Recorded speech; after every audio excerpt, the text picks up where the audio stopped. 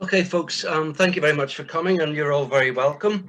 I hope you find what we're talking about this evening to be of interest. Following several years of research by Maureen McKinney, Brian Mooney, and myself, the information that we gleaned about the Workman Clark shipyard in the Great War is now published as a website. The web address is down at the bottom, www.thebelfastshipyard.org. And I'll come to explain why we're calling it the Belfast Shipyard later on. The website was designed by Richard Guthrie of Macadamy, who does website design as well as playing viola for the Ulster Orchestra. The website has been partially funded by History Hub Ulster and the Belfast Titanic Society. Gavin's going to start off with a few words, and the formal launch will end with some words from Dr. Aidan McMichael of the Belfast Titanic Society. There'll then be an opportunity, an open forum for comments, questions, etc. So, Gavin, over to you. Okay, thank you very much, Nigel. As Chair of History of Ulster, I'd like to congratulate Nigel, Maureen and Brian for their commitment to bringing this project to fruition. Our society is pleased to be associated with this project that deals with Belfast's maritime heritage. History of Ulster is a small group of researchers with interest in different aspects. My own specific interest is in researching men from local banks who served in the World Wars. The Society has been involved in several community-based projects, the most prominent being the North Belfast Remembers project in 2015. History of Ulster has also been involved in carrying out research for several museum exhibitions in County Antrim during the decade of centenaries, and has been involved in projects with Mid and East Antrim Borough Council to review and update the names on the war memorials in Ballymena and Larne.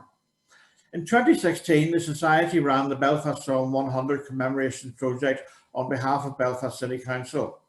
On the back of that project, History of Ulster published a book detailing a selection of war memorials from around Ulster.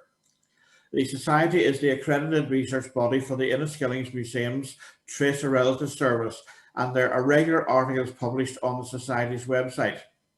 The Society welcomes articles from guest contributors, and I'd like to end by reiterating my congratulations to the team, and I look forward to the future development and expansion of the website. Thanks, Gavin. This is the Workman Clark War Memorial as it was in its glory in around about 1920-21. It was erected at the expense of Frank and Sarah Workman and was dedicated to the officers and men of the Belfast shipyard who fell in the Great War. And that's where the title for the website has come from. Although Workman Clark was founded after Harland and Wolff, and although it was much smaller in size, being known as the Wee Yard, the company did, on its official letterheads and so forth, it had the Belfast shipyard. So they more or less apportioned or appropriated that title for themselves. Not quite sure how Mr. Harland and Mr. Wolff, what they thought about that, but we'll never know, I suppose. Significant portion of the memorial itself, and indeed the website, relates specifically to Lieutenant Edward Workman, MC, and the memorial bore the names of 122 men when it was erected. A further 14 names were added in the following years, and these are the names which appear down here and also over here. Indeed, when the memorial was erected, the earliest photographs of it, you can see that the stonemason has marked out these names but hadn't chiseled them at that stage. The memorial was originally located at the firm's head office at Milewater Road, and later on Maureen will be showing a photograph of that that shows the original location of the memorial. It included engravings by Ireland's leading sculptress of the time, Sophia Rosamond Prager. Following the demise of Workman Clark in the 1930s, the name panels were relocated to the pump house at Thompson Graving Dock. Following the relocation, 3 decorative panels, which are at the top of the memorial, which were by Sophia Rosamond Prager, have been lost. Nobody knows where they are. They may be in a museum vault somewhere, but they are truly exquisite items of engraving. The War Memorial was unveiled on Friday, the 8th of August 1919 by Sir Edward Carson, and the website includes a verbatim transcription of the ceremony and speeches as published in one of the local newspapers. An interesting aspect of the unveiling and dedication ceremony was that the firm provided special seating for relatives of the men named on the memorial, in other words, the next of kin of the war fatalities. One of the attendees was Mrs. Ellen Lemon, whose son William John Lemon had been killed in action on 10th November 1917 at the age of 24 while serving with the Royal Munster Fusiliers. Ellen Lemon wrote a letter of appreciation to Frank Workman, and Maureen McKinney is now going to read that letter for us. 311 North Queen Street, Belfast, 11th of August 1919. Dear Sir, please pardon me for taking the liberty of writing to thank you and your dear wife for your kindness and sympathy, which you have shown to my dear son's memory. 5323, Private William J. Lemon, 2nd Battalion Royal Munster Fusiliers, who was killed on November the 10th, 1917 in Flanders. Also accept my gratitude for placing his name on the memorial tablet, which will always show how he died that others might live. I feel it the more that I know how truly you both sympathise with me, as you have both met with a great loss also in your brother. May God heal your wounded hearts is my earnest prayer. I am yours respectfully, Ellen Lemon. Thank you, Maureen. As I said, a significant part of the website is dedicated to the life and death of Edward Workman, who is known as Ted, and he was the only son of Frank and Sarah Workman. So in other words, he was the heir to the company. Throughout his time on the Western Front, Ted wrote letters home to his mother, and these letters, along with other items, were compiled into a scrapbook by Sarah Workman. The Edward Workman archive is now held by Frank Workman's great-grandson, David Lindsay, the outgoing Lord Lieutenant of County Down. As Brian Mooney cannot be present this evening, Richard Graham, a local historian who has researched the Workman and Lindsay families, will read one of Ted's poignant letters. Dear Mother, I will try to give you a short account of our 10 days in the trenches. I didn't say very much about it, as I hadn't much time, and I thought it might make you anxious. But now we are all clear for a bit, and I understand we are going to a quieter place. We started off for the dugouts in the evening and arrived up at them in the night. They were in a wood, and there were bullets whistling through it all the time. Several men were wounded that night, but none of them in my company. The wood seemed very dangerous at first, as there were bullets continuously whistling through the whole time we were there. However, we soon found we were in a hollow, and practically none came near. We only had a few wounded the whole time in the wood. We had a peaceful day the next day, but the morning after, we were awakened about 2:30 a.m. by heavy rapid fire and shells coming over us. After about an hour, we were all told to get ready to turn out, so we packed all our things up and waited. Then we began to hear rumours of gas, and several men who had been gassed were brought in. Then about 7 o'clock, we were sent out. One company went to some trenches and 2 to reserve, and the other one stayed. We were sent to reserve and had to line the edge of a wood. There was very little cover, and there were a good many rifle bullets and shrapnel flying about, but only a few were wounded. We could smell the gas quite strongly in this wood. It was strong enough to make our eyes water. In fact, everything I tasted for the next 24 hours tasted of gas. It's rather a sweet smell with a sting in it, and not like anything I could compare it to. However, they say that when proper precautions are taken, it does no harm, and apparently only those who were not properly prepared were overcome by it. So it is not such a terrible thing as it seemed at first. We were always very careful, however. Everywhere we went, we were likely to get it. To return to the wood, we lay there for an hour or two, and then they started throwing some high explosive shells at us. These are very alarming, but only very local in their effect. 2 bursts within about 10 yards of me and never did me any harm. They only sent about a couple of dozen, and only 1 did any harm. Then in the afternoon, we got the order to move to another position. I went out to find out how to get there, and some snipers got sight of me and had a plug at me. But I dropped down and wriggled along for about 100 yards and got into a trench. I couldn't get much information from the men in the trench, so I returned without mishap. Then we started off along a hedge to our next position. They turned a machine gun on us, but we got along all right, only losing one man and one wounded. We then got along the side of the road in a sort of trench. It was starting to get dark, and as we came along, about 20 Germans ran across the road in front of us. I suppose they saw us coming. The captain and I, and the quartermaster sergeant, opened fire with revolvers, and along with several of the men with rifles, we got 5 between us. It was the only part of the day I thoroughly enjoyed. I then went along the side of the road with a man to get in touch with another company. We had a rather uncomfortable time, as we had to keep in the trench, as we could hear bullets striking the road. The trench was full of mud and water, sometimes over our knees. However, we got along all right and got in touch. Then we came back a different way and found the company had retired and were going back to the dugouts.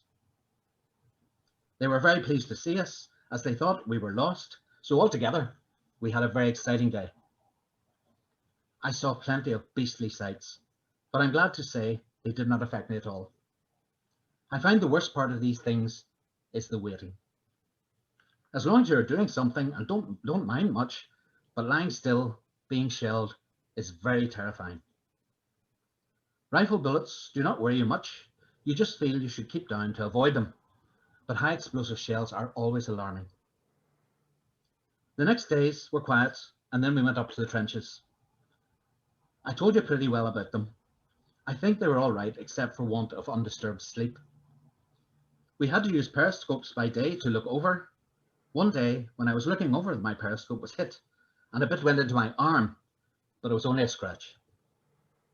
At night time, it was quite safe to look over. We got down quite safely to the dugouts, and the only adventures I had were the 2 trips down to bring up officers, which I told you about. I think that is all of interest. I expect I'm going for another ride this afternoon. It's very hot here today. We had a service in the open this morning. With best love to you all, your boy. Thank you, Richard. You can tell from the way the letter's written that he's trying to get across information, but he's trying not to alarm his parents about his personal safety. And that's a factor that runs through many of his letters. Several of the letters have been transcribed in full on the website, but we've also incorporated links to the original letters so that people can see the handwriting and get a feel for what the conditions might have been like. I'm going to hand over now to Maureen, who's going to give us some information about the Workman Clark shipyard and about one of the ships built that was used or that featured during the Great War. Okay, thank you very much, Nigel, for that. So yes, the most common question I would get asked is whereabouts was Workman Clark? And this is a 1909 Belfast Port and Harbour map, which shows the layout of Workman Clark and Tarrant and Wolff shipyards.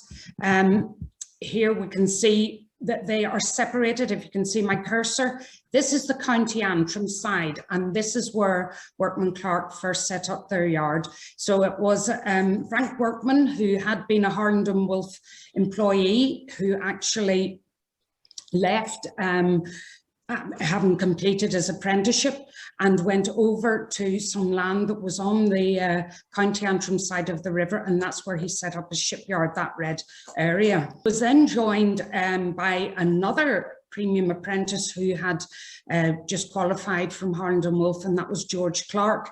They were connected by marriage quite distantly, but I believe they both shared the same great-grandparents.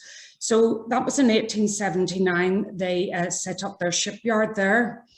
Here we have the Tarrant and Wolff yard, and then what happened was in 1890 or thereabouts, this area that Nigel is going to show next, the blue images, They were occupied by McElwain and McCall, who were shipyard repair builders and engineers. They went out of business, and so Workman Clark took over their yard, and that actually then became known as their South Yard, and then the County Antrim yard was known as the North Yard. So whenever Harland and Wolff in 1935 took over Workman Clark's yards, when Workman Clark went out of business, they subsumed Workman Clark's South Yard, so the county downside, into their works, and these areas became known as the Victoria Yards for Workman Clark. So next slide, please. So this bang up to date in 2012 is how it looks today. My cursor is showing that area there where Titanic Belfast is. This is the Titanic slipways.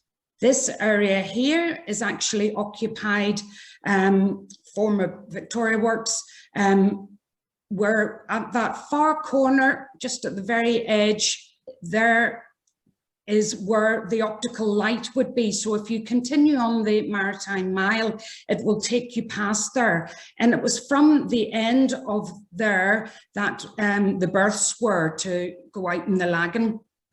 And correspondingly, their North Yard, the berths were out at that angle. Unfortunately now at the moment, things have rather changed on the north side.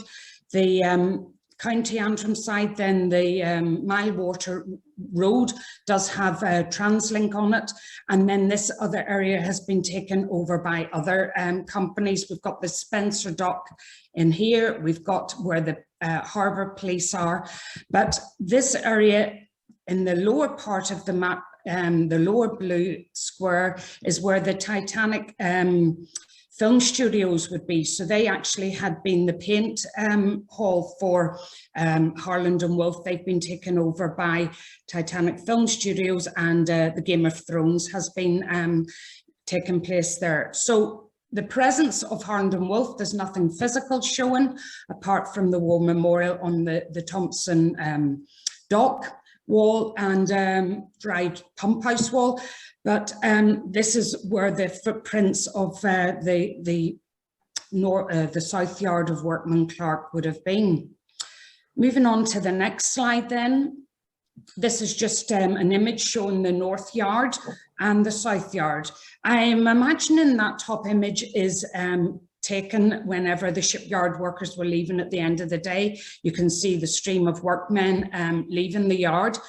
Sizable enough yard, you can see in the distance these gantries, and ships are probably taking place in them. We've got a chimney for a pump house, we presume, and engine works and joiners shops, platers shops. In the bottom image is the South Yard, showing then the gantries into which the ships were built. They're slowly taking shape. So it is a mass of all these wooden poles that were created in order to make the gantries. So forwarding on then to 1935, this is when the company ceased, and you can see clearly the War Memorial, which is on the corner of the headquarters building. That it looks quite a sad sight, all empty now, as unfortunately due to a number of situations where the company went out of business due to supposed unshady dealings with shares, and also the fact that one of their big vessels, Bermuda, had come back to the yard to be repaired, and it sadly caught fire, so the insurance money didn't pay for that in full. And I also wonder whether the death of Frank Workman's son, Ted Workman, in the Great War, had he not died, could perhaps the shipyard have gone on to be much more successful and continued like Harland and Wolff? We will never know. But in its place now, as I mentioned, is TransLink on this road now. It's got new facilities for repairing bus gliders and overhauling them. So Translink is Northern Ireland's bus and rail company. So that's what it's in its place. That those buildings were all razed to the ground sometime after 1935. So moving on then, I'm just going to give you some details about one of the vessels, the Workman Clark vessel. I thought rather than choosing a vessel involved directly in the war effort, I'd feature one of the vessels that, because of enemy action, was sadly lost. So this sailing ship, the Galgorm Castle, it was launched in 1891 as yard number 87, and she was 1,589 tons. She was an iron-steeled bark, and she was ordered by the Northern Ship Owners Company of Belfast. And then in 1914, she was bought over by John Stewart and Co. By March 1917, she was owned by James A. Young and Company of Belfast.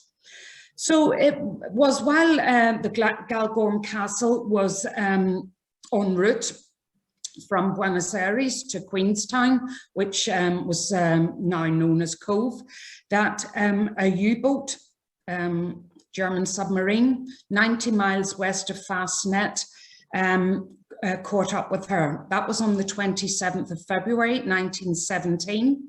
The Galgorm Castle was carrying maize in her hold, and she also had 24 crew and a passenger. Now, according to survivors' accounts, the shelling occurred about 2 miles distance from the vessel, and on board were 59-year-old Captain Martin Frampton, who you see there. He was originally from Winchester in England. He had on board with him his second wife, Elizabeth. And as soon as the shelling commenced, they abandoned the vessel, the 24 people. They took to 2 lifeboats, and then the vessel was sunk by the U-boat shelling. Now, unfortunately, the lifeboats became separated, and the captain, his wife, and 10 others drifted for 13 hours before a passing vessel rescued him.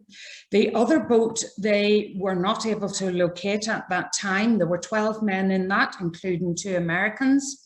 And it would be another 8 days before that lifeboat was located. And on board was only one survivor, a Russian. Now, unfortunately, we don't have his name as yet.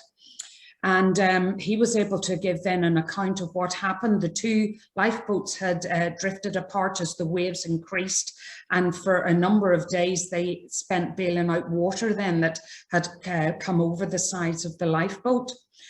So the submarine captain, Richard Hartman, he would also sink another Workman Clark bark, the sailing vessel called Carnmoney, a couple of months later in April 1917. But Captain Hartman, or Commandant, was to meet his end when in September of that year, his U-boat was rammed, and then all lives were sunk on his vessel.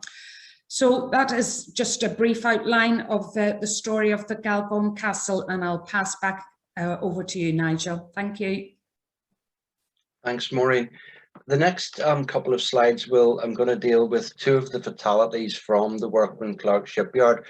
Both of them have poignant stories, and I dithered about which one to include and decided I couldn't separate them, so I've just decided to use both. On 1st July 1916, the first day of the Somme offensive, 28 men who had been employed at Workman Clark shipyard are recorded as dying according to the Commonwealth War Graves Commission database. One of these fatalities was Lance Corporal Edward Sutherland of the 1st Battalion Royal Irish Rifles, and he was 30 years old when he died. Edward Sutherland was born on 25th March 1886 at Suez Street in Clifton Ward to William Henry Sutherland and Eliza Ann Sutherland, formerly Hayes. By 1911, he had already joined the army, and he was stationed in Burma and Andaman Islands with 1st Battalion Royal Irish Rifles. He had completed his full-time service and was in the reserve. And in 1911, he was living in Ballymacarrat and he was working as a boilermaker at Workman Clark when he was recalled from the Army Reserve and deployed to France with 2nd Battalion on 14th August 1914. Whilst on a period of home leave, he married Mary Thompson of Madrid Street on 16th May 1916 at St. Anne's Parish Church, now St. Anne's Cathedral. Mary was pregnant when her husband was killed 39 days later. Their only child, Edward, died of measles and pneumonia at 28 Central Street on 29th November 1919. The inscription on the headstone erected at the grave of Edward Sutherland Jr. commemorates his father's death. Mary received a war gratuity of £10 and 10 shillings in December 1919 and a weekly pension of 15 shillings per week. Mary Sutherland later married John Kyle on 19th October 1926, and he was her 3rd husband. So you can see quite a poignant story there, where when Edward went back to the front line, he left behind a pregnant wife. He never saw his son, but not only did Mary lose her husband during the First World War, but she lost her child just a year after the end of the First World War. Several men from Workman Clark were awarded medals for gallantry during the Great War, and some of those gallantry award winners lost their lives. William James Pellin was born on 17th October 1887 at Lilliput Street in Duncairnward to John Pellin, who was a joiner, quite possibly in one of the shipyards, and Annie Long. William was a painter in the shipyards and was living at Mount Collier Road when he married Frances Mather from Craigabad Street on 8th July 1910 at Newington Presbyterian Church. Their 4 children, 2 of whom died in infancy, were all born at Lilliput Street. William James Pellin was deployed to France with the Royal Garrison Artillery in March 1915 and was later attached to the 49th Trench Mortar Battery in the 16th Irish Division.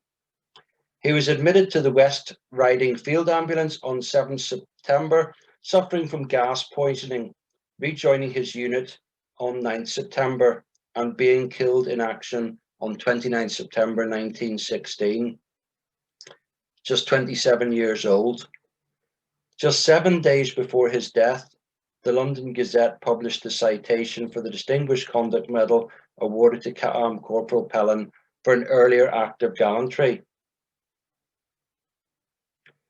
The citation reads, "For gallantry and devotion to duty, he was tireless in his endeavours to keep his gun in action, digging it out 4 times in one day under heavy fire. He did gallant work carrying men to the dressing station." In writing to Frances Pellin, William's captain said, "Your husband has served with me for nearly a year in trench mortars, and I had soon realised what a splendid soldier he was.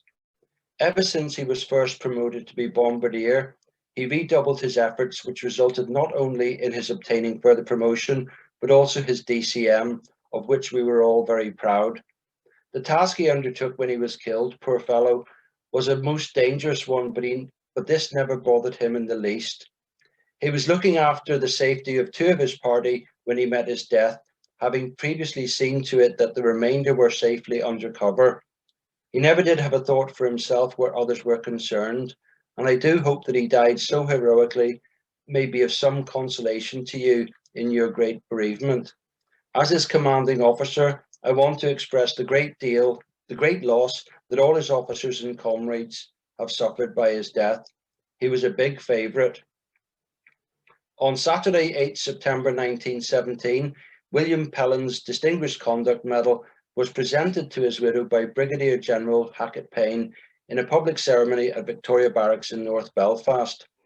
Frances Pellin received a war gratuity of £10 in August 1919, and that would equate to £528 in current terms, the value placed on a man's life.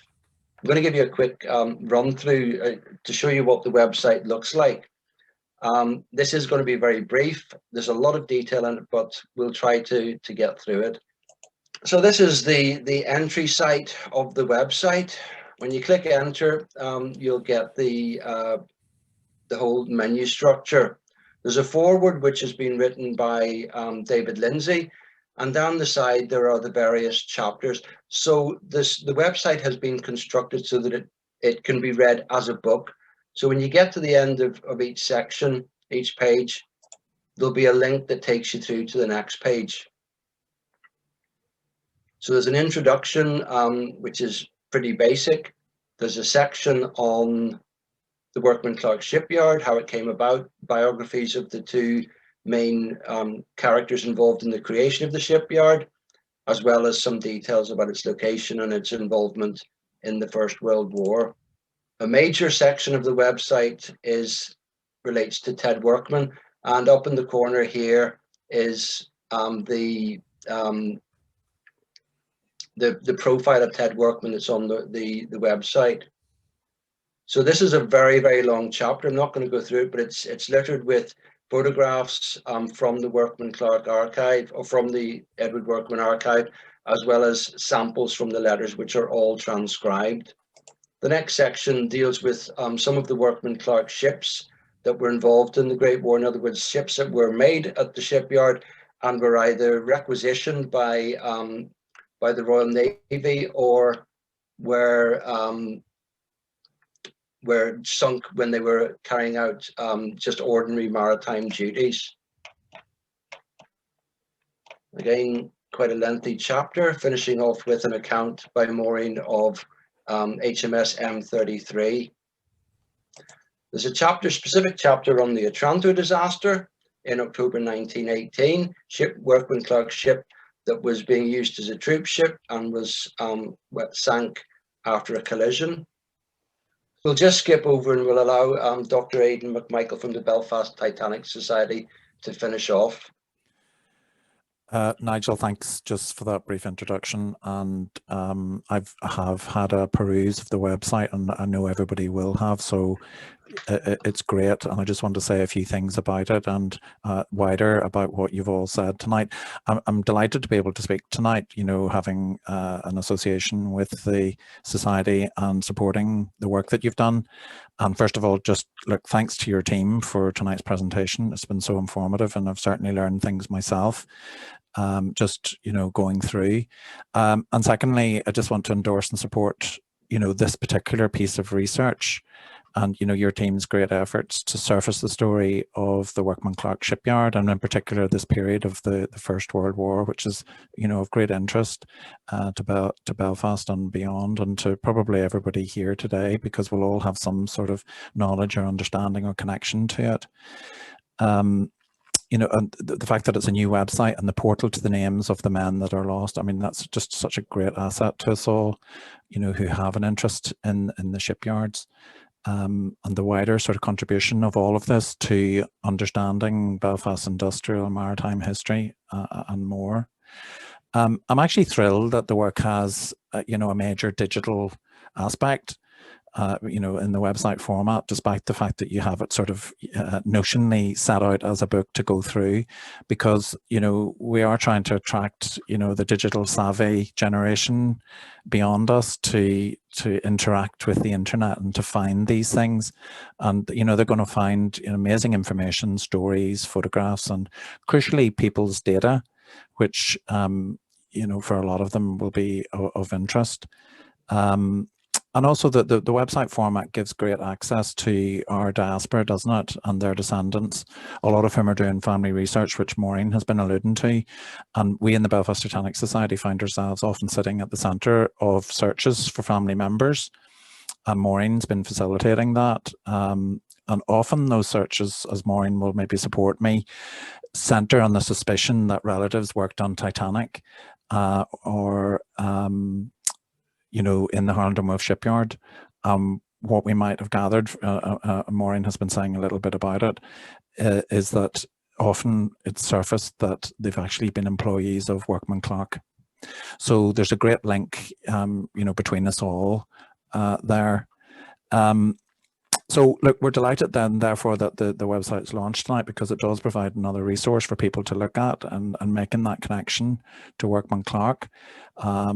So we'll have a link from our website, certainly, forward to it. Look, it's a great significant milestone in the historic record for Belfast. And I was just saying before we came on air, so to speak, that this is a great moment for us all to sort of celebrate this work, because often later what happens is people will assume that this is sort of, was easy to get up and running and probably has always been there. And there's a lot of hard work sitting in behind the scenes for it. We need to acknowledge that. We, as the Belfast Titanic Society, we do take a great interest in the wider maritime history and record of the activities north and south shores of Belfast Lough, as Maureen was pointing out, and in particular, therefore, the shipyards. So we think that our work helps and provides interest in a great way to safeguard and secure the Titanic story and wider, because it provides, it's a great context for us all on the shipbuilding of Belfast and the people associated with it. And right through to the heyday and, this peak that we're talking about around the period of the First World War. Certainly, one of the things I was learning again tonight, I must go into it in more detail, Maureen, the history of Michael Wayne and McCall. I don't know too much about that, so it's great that there's a wee snippets of things for us all to kind of move on with. Can I just illustrate just for a second about history being all around us? And I was really lucky enough to get a ticket to attend the 100th anniversary of the Battle of the Somme in 2016. When I was listening to the opening words of the ceremony, it was just great to be there on the day, that I realised that the very first person that they commemorated on that day, and I pricked up my ears, and it was William McFadden, the Victoria Cross from Belfast. And, it sort of, came to me that he basically is commemorated right next to me at St. John's Church in the Ormer Road. I live in Rosetta. And really it is a story of, history is all around us. If we're sort of awakened to it, or if we can hear more about it, we can sort of access the stories of people. And now every time I pass on my way to the shop, I pass the St. John's Church and I look at his name on the memorial, and he's highlighted writ large, really, the idea of him having the Victoria Cross. So look, the lesson is that it's all around us, and this website helps sort of surface the story of people, which is great. Can I just also support the comments about the Rosamund Prager work, because the remaining work on the memorial by Rosamund Prager is precious. We should probably be working to ensure that the lost Prager tablets, I don't know what we're going to call them, are located. And it sounds like a great research project for somebody to try and find them. And funny, I've always had concerns about the Prager sculpture down at the entrance of the old North Street Arcade in Belfast, and I think that's another thing that's at risk. I do like the last mention there of the Otranto disaster, and I know Maureen and I were looking at some of that, and the great links, unfortunately at the minute, to the pandemic, because they unfortunately carried some of the pandemic on board, and there were lives lost to that as well, the so-called Spanish flu at the time. And another comment just about the loss of Ted Workman and the impact that had. And I think, more in your namesake, the McKinney family of Sentry Hill, and they suffered also that demise.